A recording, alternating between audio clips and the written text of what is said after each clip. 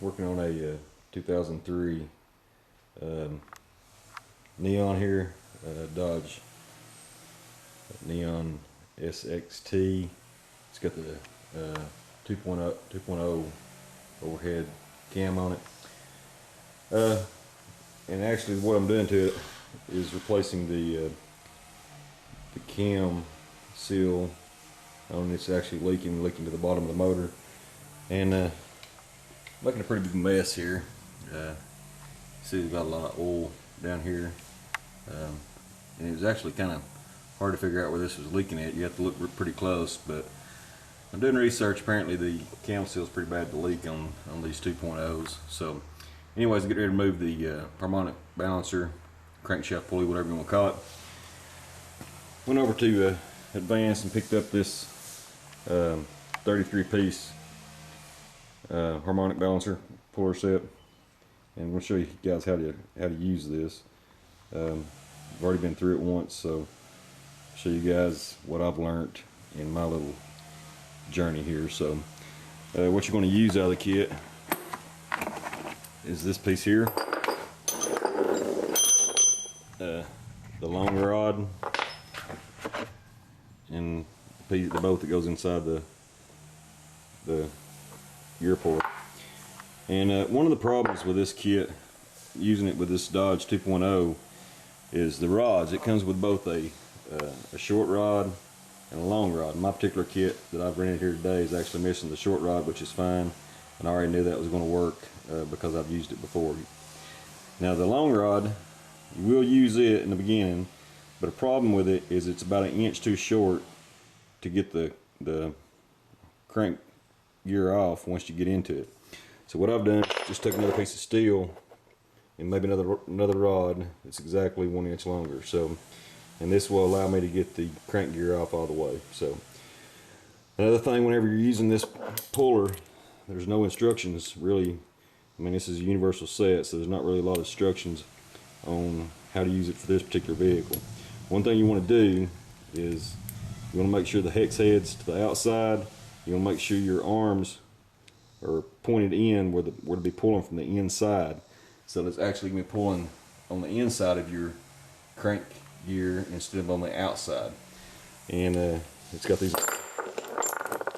little clevises here that allows you to flip the orientation of these so they go in or out. So you want them with a hex on the puller on the top, you want the arms pointing down. So what I'm going to do now is I'm going to go ahead and mount this camera on my tripod, and I'll go ahead and show you guys how to use this.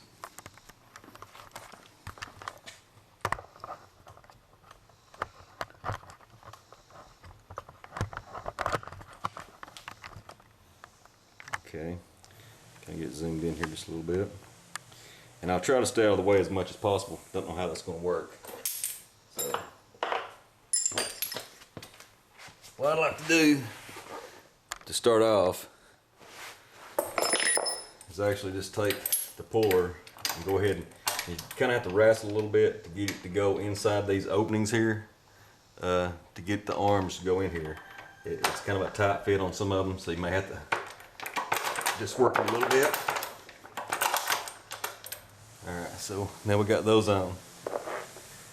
And now I'm going to take the rod and the boat. The boat's actually got a hole drilled in it. So I'm going to take the long rod that came out of the kit. I'm going to put it inside the boat. I'm going to put this. Well, I guess I need to remove the boat. I can't crank first, so.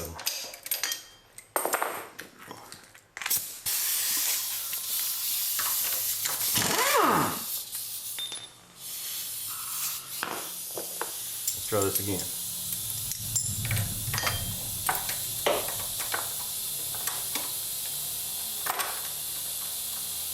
Alright, we're going to put the boat in.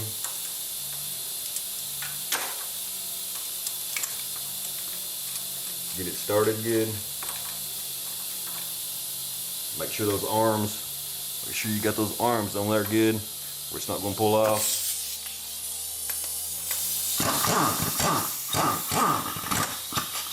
Pull it up tight, make sure the arms are on good. And I always keep my finger back in the back here. and I can feel how far that bolt, how close it's getting to my actual housing of my crank gear. And once that bolt hits the crank, it's not going to pull it anymore. So here we go.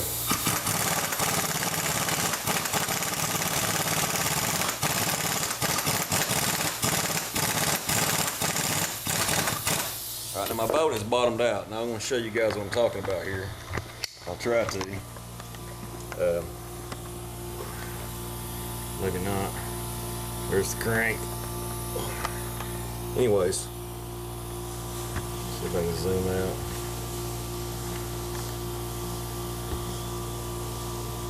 Right back here in the back where this bolt right here is coming forward, and I know you can't see, but I'm just wanting to make sure that once it gets to this housing here, I don't keep running it in, because it's just gonna bend the harmonic balancer, or my crank gear, whatever you want to call it.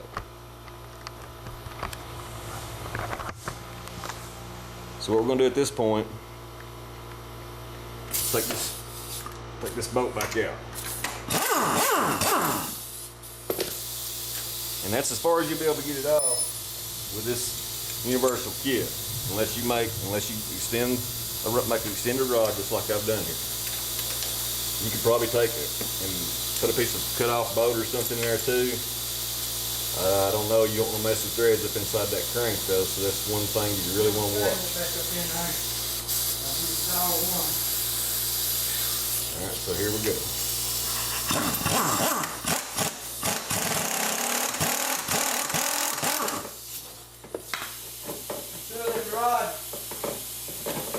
Yeah. Yeah. Yeah.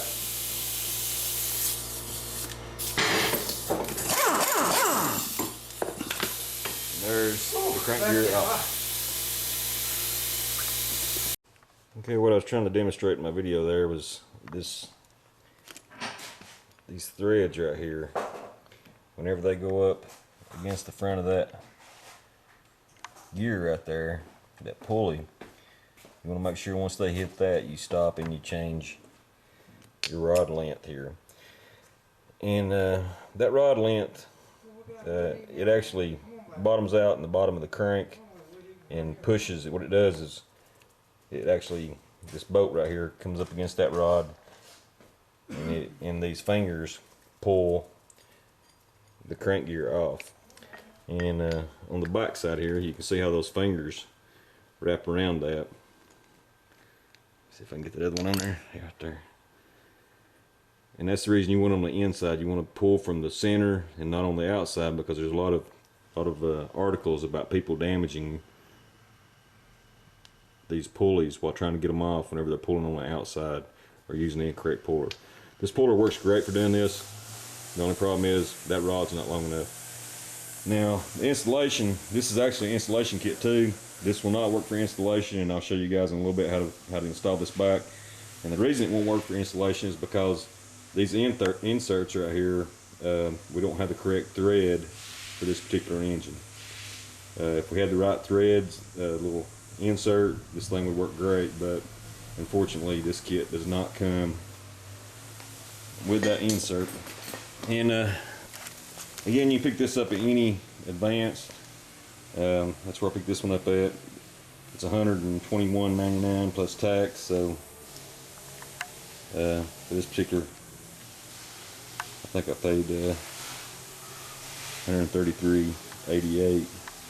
But the good thing is you get all your money back on this rental tool. So anyways, again, I'll show you guys how to install it when I get to that point. Okay, what we're going to do here is remove the timing belt, which you always want to do. Make sure you mark the direction your timing belt's running in. You want to make sure you install it back that direction. You want to make sure to line up your marks. You can see right here I've marked this cam gear. It actually needs to go right here is where the mark needs to go. And I put it actually this way just on purpose to show you guys down here at the bottom. You gotta line this mark up too. And if you're new to this, if you just line this one mark up, let me get some light down here. If you just line this one mark up right here, you see right here is the arrow, and it's got to go to the arrow up there. Well, right now they're lined up, so if you're not really used to working on engines, you'll say, okay, these things are lined up, we're good to go, but you're actually wrong. The cam's actually 180 degrees out right now, so we're going to have to turn this around again until this comes up to the arrow again. We're going to turn it clockwise, and what that's going to do is move this mark and put it up here where it needs to go, right here. The crank gear is going to move twice for every time the cam gear moves, and so that's the reason we got to turn it one more time. Right now we're 180 degrees out, and it's going to put that line right up here, so we'll do that now. I'm going to try to set the camera here where you guys can see me do that. Let's see. Let me sit here on my tripod, won't get up this high, so you can watch that white mark move.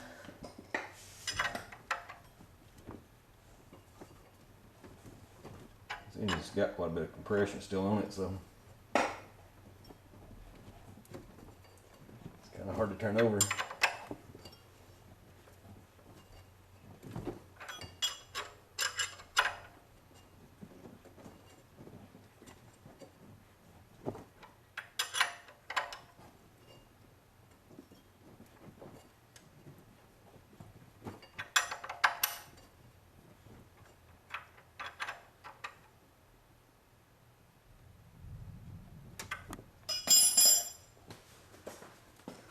Okay, as you can see now, this white line is lining up with this, so we're in time here.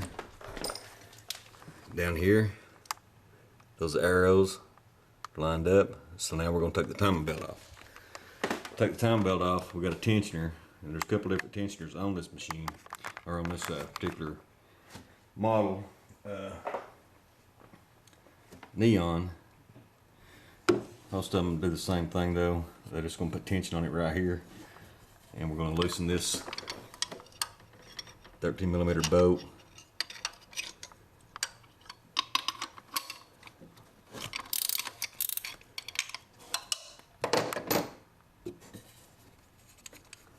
Alright, so now this thing's like a cam.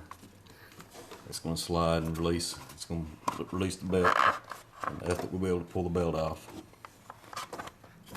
It's kind of hard to do this one-handed, especially when I'm right-handed and hold the camera with my right hand. So, anyways, there we go, and this timing belt is now off. So, that's how you take a timing belt off of a 2003 Neon with a 2.0, actually any model with a 2.0. So, show you guys how to reinstall it here in a sec. So I finally got the cam gear off this little Neon 2.0. Had a leak.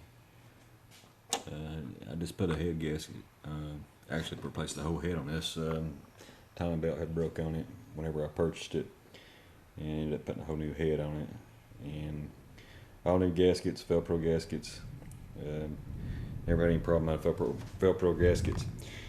Anyways, developed an oil leak, so I ended up having to go back in here and tear it back down and figure out what it was. I was pretty sure from research I did that something happened to this cam seal. So anyway, I pulled it out. Sure enough, right here on the bottom, if you can see in that mirror right there,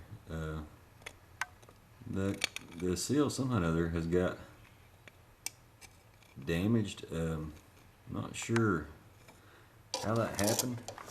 I can kind of see it out here. Maybe I can get a better shot. It's like the seal somehow or another got pushed out or something there. I'm not sure what happened. Any rate, we got another Velcro seal we're going to put in here and try to get this thing to quit leaking oil. Right here it doesn't look too bad. It doesn't look like it's been leaking bad, but once you get down here, it's making a pretty big mess. So So we'll replace this seal, put everything back together, pressure wash this down here, and go at it again, see what happens. The good thing about this thing, at least with it leaking, this cover on here protected the timing belt. I had a new timing belt kit on it too, and those things aren't real cheap. So at least it was leaking behind the cover and keeping everything back on the block and out of the belt area, so we don't have any oil, the belt's not being contaminated. So anyway, not sure what the hell caused that, but we'll pull that one out and try it again. Okay, here we are back. Finally got this cam seal out. This is out of the 2003 Neon with a 2.0. This is a seal that I put in myself, so normally don't have problems like this, but apparently if I get this thing to focus, whenever I put this seal in, this top up here, I damaged this getting it out. But right here, apparently this was on the bottom of the cam, and apparently whenever I drove this seal in, this rubber must have somehow or another caught on the cam and folded out, and I just drove it in that way and didn't catch that. Wow, I can't believe that I didn't catch it. Normally I inspect my seals really well whenever I put these things in, because you don't have to redo the work that I'm doing this time. So anyways, we picked up another Felpro kit. This actually $6, come with the cam sensor seal also. I already replaced that one whenever I had the head off the first time. This is the new seal, exact same one that I took out, so we'll put that in and hopefully take care of this problem. We'll definitely pay a little bit more attention putting this one in. Alright, here we are. Gonna put this new seal on. I've taken and put just a little bit of oil just on the inside of the seal, just so that it'll slide back in here really well. And what I'm going to do this time is, whenever we put this in, just kind of rotate it, make sure it's going to go in good, and inspect it. And it's got a little small socket. This is actually a 3/4 inch drive socket. It's big enough to go over the cam, not big enough to hit the housing. Just enough to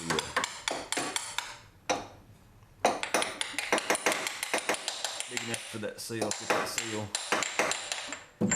Let's inspect the thing good. Don't have to do this again. Don't have to.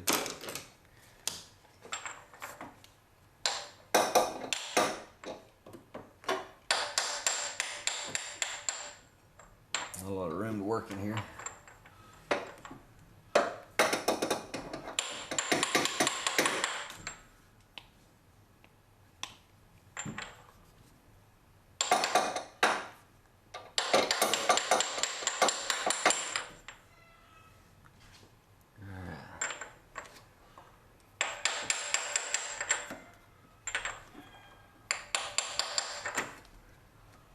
That looks pretty good. I'm happy with that.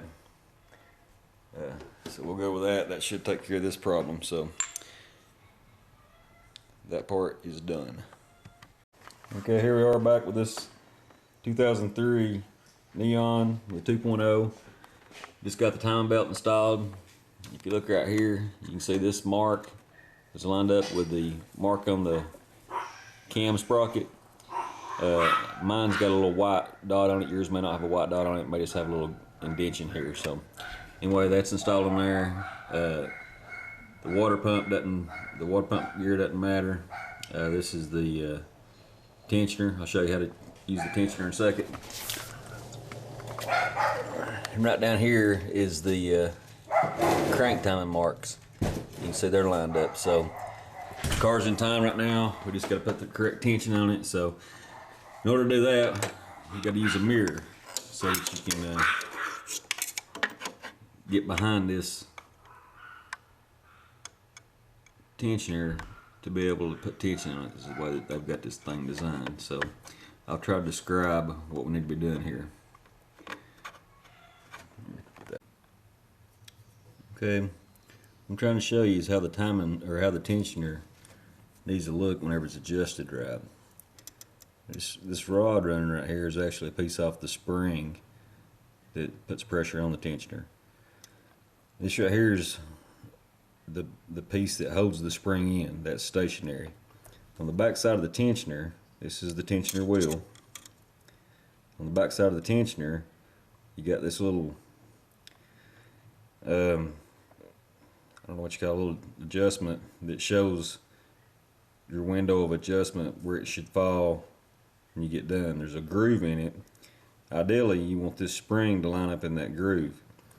If you don't get exactly in that groove, as long as you're inside both these little tabs right here, then you're okay. This one right here is perfect, so the tensioner is adjusted properly. So, okay guys, we're back here, 2003 Neon 2.0. Ready to install the crankshaft gear. Everything's good. We got our timing belt back on. Ready to put this on, finish this thing up. Here's the crankshaft gear. The problem with trying to install these with this set from AutoZone, 32 or 33 piece power belt set, is you don't have the correct inserts in this kit for the correct thread for the crank in order to press it back on. So what we're going to do is improvise. What most people would normally do is put the crank gear on, take the crank bolt and use it. Well, in this case, if you try to use this factory bolt, it only catches about one, maybe two threads whenever the crank gear is all the way off. And so what's going to happen if you try to use that bolt is you're going to pull the threads out of the crank, and you're going to take a chance on running your crank, and you're going to have a very, very, very bad day. So what we've done is we've got a longer bolt. This one's almost 4 1/4, where the factory bolt is about 3 1/2. And again, those are, whenever you go buy these, they're going to be in metric sizes, just because they are metric bolts. So anyway, it's not really a standard thread, it's a special thread. I can't remember off the top of my head what it is. I'll try to post in the video what the pitch is on it and what the actual length is in millimeters. But anyways, that's what we're going to do. What I am going to do while using this longer bolt, whenever I first pull it in, I'm going to use this bearing, this thrust bearing, try to keep from damaging the end on the crank pulley. So let me get this on tripod and we'll install this thing right fast, show you guys how I do it. And again, you know, it's probably not the correct method and somebody's gonna call me out on it, and you know what, that's alright, it works. So anyway, still ain't very good. Alright, so here we are, the engine block. This thing's not keyed, nothing special, so you're going in anyway. I'm just going to kind of take a hammer and just tap it to get it started. Yeah, I know that's not good, so you guys can put that in the comments too. So I'm going to take this thrust bearing, I'm going to take a large washer that fits the bolt. And this is the, again, this is the longer than factory bolt. This one, it's almost 4 1/4. We're going to get this thing started by hand. You always want to start these by hand. Never want to put an impact on. I think I'll get this thing just a little. There we go. And I'm going to hold this thrust bearing kind of centered whenever I run this up. Alright, so I kind of get it where I want it. And I got my impact. You can do this by hand if you don't have an impact. And we're just going to run this up as far as this bolt will take us. Except I'm going the wrong way. Damn.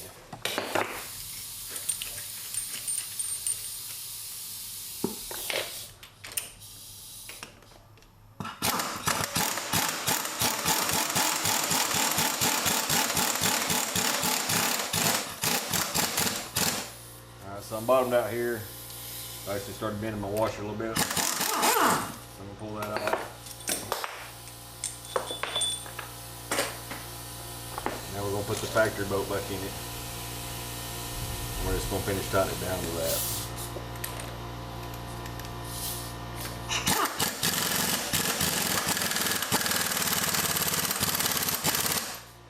Alright guys, so that's how I install it with a kit. Again, from AutoZone. It doesn't have the correct stuff that you need to put this thing back on, and this is going to get it back on and get you back on the road. So any questions, let me know, guys.